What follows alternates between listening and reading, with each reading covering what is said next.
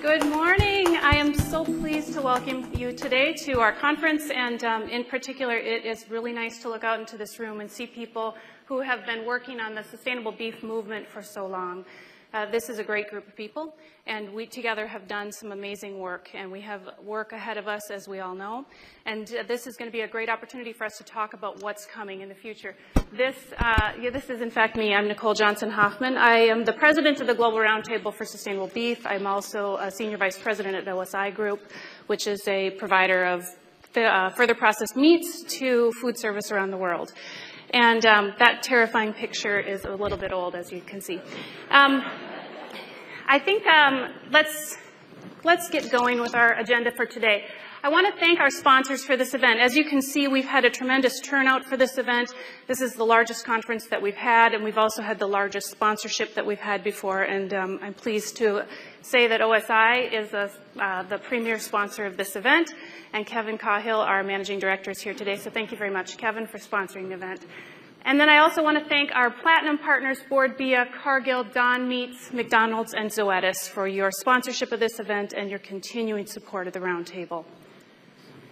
As I said, this is the best conference attendance that we've ever had for the Global Roundtable. We have 234 delegates representing 25 countries. And this is really important because the work that we do is both local and global, and we need to come together every 2 years and have a conversation about what's going on in the beef-producing parts of the world and how we're going to accumulate this effort and make a real difference for beef sustainability. But in particular, I want to take a moment and recognize the producers who are in attendance with us today. We have 43 producer organizations here, and I think it's really important for us to acknowledge that it is different for producers than it is for corporate suits like me when we talk about sustainability. When we talk about sustainability on the farm, we are talking about the literal blood, sweat, and tears of beef producers around the world. And this hits really close to home for them. And for you, for the producers in the room, I want to say thank you for your engagement in this effort. And we acknowledge the unique challenges and sacrifices that you make in order to ensure that your businesses are sustainable and also that beef production around the world is sustainable. So I'd like to ask everyone to join me in a round of applause for the producers who are participating.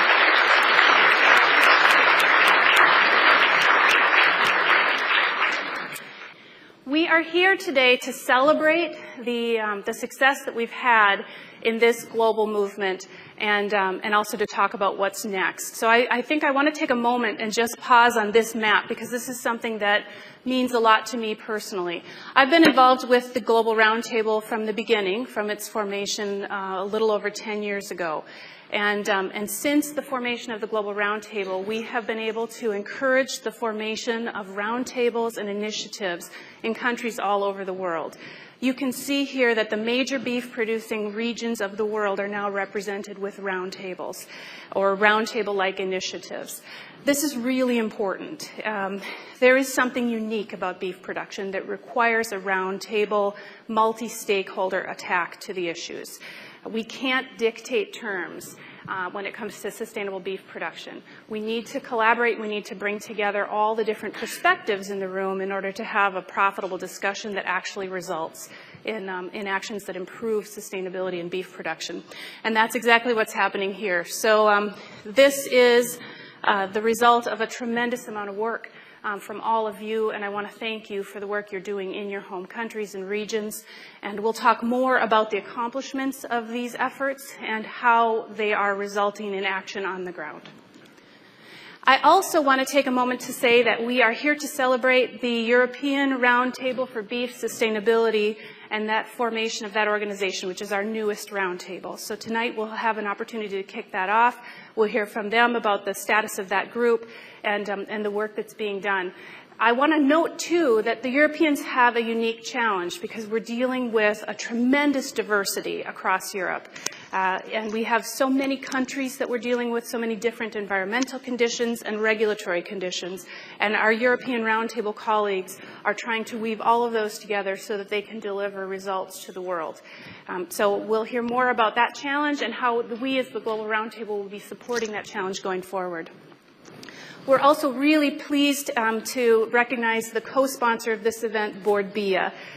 Bord Bia has done an amazing job here in Ireland in helping to unite Irish beef producers and the Irish beef industry around the Origin Green project, and really has provided an example to the world of what it can look like when an industry gets aligned around common goals and metrics and around a common message out to consumers and to customers. It's a uniquely successful model. We'll hear more from Tara McCarthy about how that works in a bit, but I want to thank Bord Bia because without Bord Bia, this event would not have occurred. We also had yesterday, how many of you participated in the tours yesterday? We really had some great tours yesterday, and I want to thank the groups that organized those tours. So in particular, ABP Food Group, who hosted a tour, Don Meats, who hosted a tour, and KeyPack, also with the coordination efforts of Bord Bia.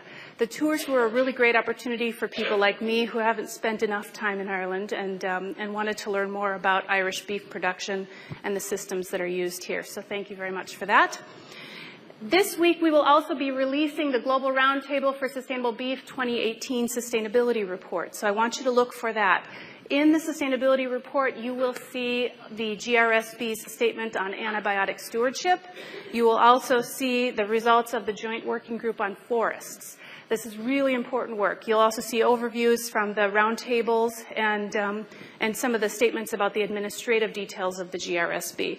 So please have a look at that report. You'll be able to download it, and it'll also be available in paper form at some point in the future. One of the things that I'd like to ask of all of you as participants this week is to join me in a commitment to move beyond this idea that we, who are members of the beef industry, just need to tell our story differently. That is something that we all hear all the time. If only we could tell our story differently, consumers would understand, and if only we could just educate consumers, this sustainability challenge would go away. I think this week of all weeks, with the release of the UN climate change report and some of the other reports that we know are actually going to be coming out this week, everyone in this room can align around the idea that we actually have real work that needs to be done on sustainable beef production. And we have real communication work that needs to be done as well with our stakeholders around the world. But we aren't going to solve the problem just by repackaging the information that we have shared in the past. Sarah and I were talking a little bit about what are the obstacles to communicating in a more engaging way with our stakeholders. Many of us have heard these statements before. This concern that there's only one right way to say things, and that if we don't say things the right way, something terrible will happen, and so therefore we'll just say nothing. We also talk a little bit about how confused people are, and into this confusion maybe there's no sense in actually talking about science or talking about the realities of beef production on the ground. You hear too that there's some resentment of younger generations and their new expectations and their new ways of living, and somehow we're just all frustrated with the younger generations, and we think perhaps it's not worth engaging with them. You see a lot of this idea that if we just educate, the whole thing goes away. And then finally, over and over again, everyone just suggests we should make a video or a documentary. I would like to ask all of you not to use any of these phrases this week. This is not a productive or a helpful way for us to engage on sustainability for beef. What is helpful and productive is the concept of engagement. We have to participate in conversations with folks who have concerns about how we produce beef around the world, with people who have concerns about the impacts of beef sustainability around the world. And a conversation is a two-way exchange of information. And it involves us actually being willing to make changes to the way we manage our industry. And I think that everyone in this room shares that view with me. So I'd like all of us to take this as our personal commitment that we're going to move forward to constructive engagement. So again, I'll close with this reminder of the way that we're working on sustainable beef. It's important to acknowledge that we have to work on beef sustainability in two ways. Yesterday at the Chagas Center, we were hearing about how long it takes for a scientific idea or a study on productivity on the farm to move from the Chagas Center out to implementation on farms around the country. I think that's an interesting model for us to understand. They were saying that it takes about 2 or 3 years from a proven production improvement to be implemented from that Chagas Center all the way to the farm. If you think about that in the beef sustainability context, and you think about the work that we need to do around the world, you could get a bit worried that it may take us forever to implement changes. That's why we need to work on this in a dual way. We need to work on beef sustainability as a global organization that brings together groups like yourself and focuses on the important topics of the day together all in one room. But then we also need to have groups and roundtables and initiatives working urgently on the ground to drive change in our home countries. So that's the challenge that we have before us, and that's the challenge that you'll hear more about.